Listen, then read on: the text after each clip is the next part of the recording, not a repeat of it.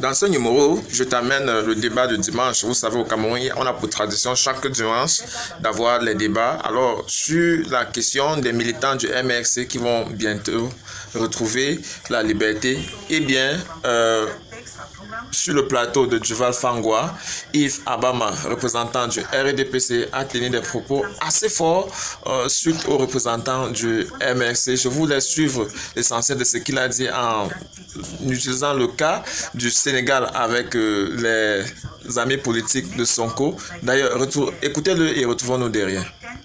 Politique, ni otage politique au Cameroun. Je commence par votre fin. Vous avez pris l'exemple du Sénégal tout à l'heure où vous dites il y a eu des jeunes qu'on a arrêtés et lors des manifestations pro Sonko qui ont été jugés et qui ont été libérés. Je demande cette information, je vous dis de rentrer dans votre téléphone. Vous allez vous rendre compte qu'au moment où nous parlons, il y a des centaines de jeunes Sénégalais qui sont aux arrêts pour avoir bravé l'autorité de l'État. Au moment où nous parlons, et ceux qui nous écoutent à la maison peuvent vérifier. Donc déjà, cette information ne passe pas. L'affaire Sonko. Maintenant, oui, je vais sur l'affaire Sonko. Allez vérifier. Et même depuis... Dans tout cet jamais. Les gens qui nous écoutent vérifier. Et même depuis... C'est depuis 2021. Parce que l'affaire Sonko n'est pas récente. Elle date de 2021. Allez vous renseigner, l'information n'est pas vraie. Maintenant, sur le MRC, les détenus du MRC, je voudrais d'abord dire que je partage, à titre personnel, je partage leurs peines, je partage les peines des familles, je partage les peines de leurs proches qui auraient aimé être avec les leurs, surtout en ces périodes difficiles que nous sommes en train de vivre. Ça, c'est à titre personnel. Mais quand j'ai fini de le dire, je reviens dire que le principal responsable de l'incarcération de ces citoyens, c'est le président du MRC, le président Maurice Kamto. Pourquoi? Souvenez-vous que nous sommes le 11 septembre 2022. Non, ça devait être en août. Le président du MRC sort, il fait un ultimatum au gouvernement et l'élection qui est projetée, c'est l'élection régionale. Le président du MRC dit, si le gouvernement essaye, c'est-à-dire que c'est un ultimatum, de convoquer le corps électoral, il va lancer une série de manifestations qui n'auront pour fin que la chute du régime. Comme pour accompagner ses propos, vous avez cité un... C'est exactement ce qu'il a dit. Je le paraphrase. J'arrive, je vous vois venir. Comme pour accompagner ses propos, le 11 septembre 2019, vous avez cité un monsieur autour de cette table, un monsieur que j'aimais bien, monsieur Bibou Nissak. Il fait une sortie dans une vidéo où il explique aux Camerounais, et cette vidéo est en circulation, à leurs partisans, comment ils vont faire pour épuiser la police, sortir 10 000, même si on arrête, on va faire ci ou ça. Il l'explique et tout est clair. Voyez. Et quand vous suivez ces choses-là, vous vous rendez compte qu'en réalité, le projet était insurrectionnel. Le projet était insurrectionnel. Prenez le code pénal, article 116, vous prenez article 157, vous allez vous rendre compte qu'ils ont facilité les attroupements, ils ont voulu encourager la rébellion généralisée et on ne pouvait ne pas les juger de cette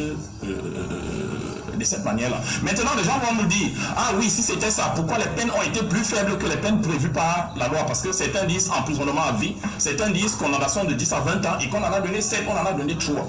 On peut vous dire qu'à un moment donné, le juge a fait preuve de son intime conviction.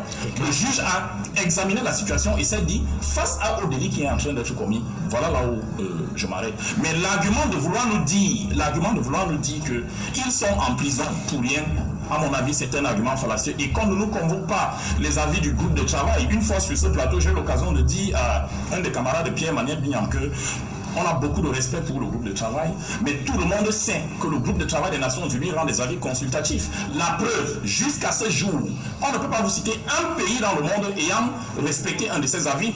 Par contre, on peut vous citer des milliers ayant refusé. La Côte d'Ivoire est là, le Maroc, le Ghana, le Nigeria, tous rejettent ces avis. Les États sont souverains, les États sont indépendants, les États fonctionnent selon leurs lois. On ne peut pas venir sur la scène politique avec des projets insurrectionnels, on ne peut pas venir sur la scène politique avec comme projet la défiance et estimer qu'en face, l'État doit nous donner des biscuits. À un moment donné, ils veulent gouverner ce pays. Je ne suis pas sûr que s'ils sont à la tête du Cameroun un jour, ils supporteraient qu'un parti politique, parce que quand vous lisez, je ne parle pas particulièrement de Pierre-Emmanuel Bignan, quand vous lisez la plupart des militants du RDPC, quand vous les écoutez, du MRC, quand vous les écoutez, qu'est-ce qui les caractérise? C'est une intolérance à nul autre pareil.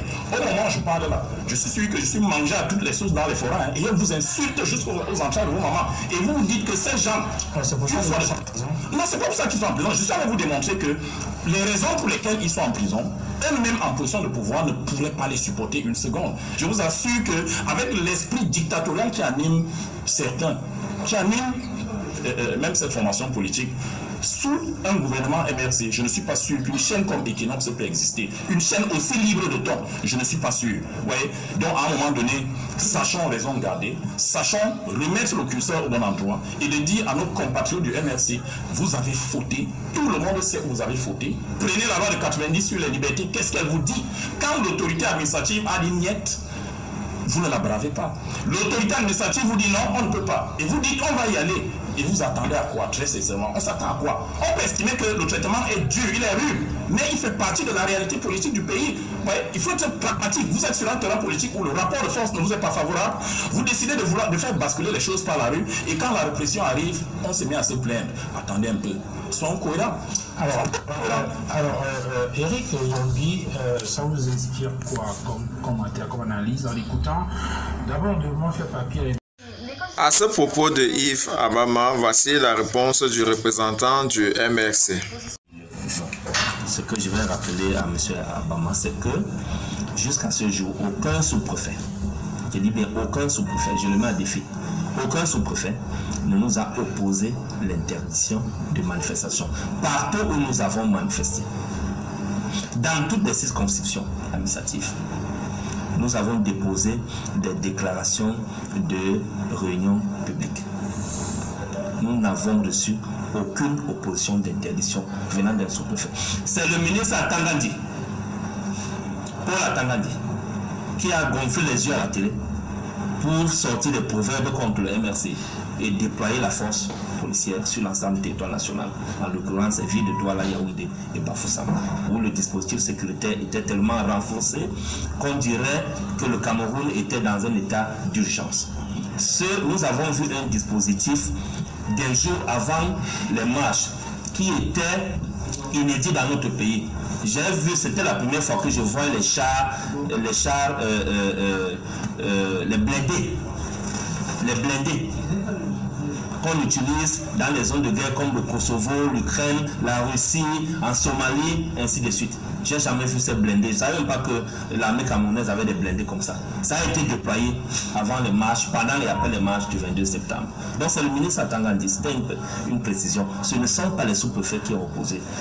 Je prends le cas palpable. L'année dernière, nous avons organisé un meeting d'installation du bureau régional élu du MRC, ici à Douala, au Stade Japoma.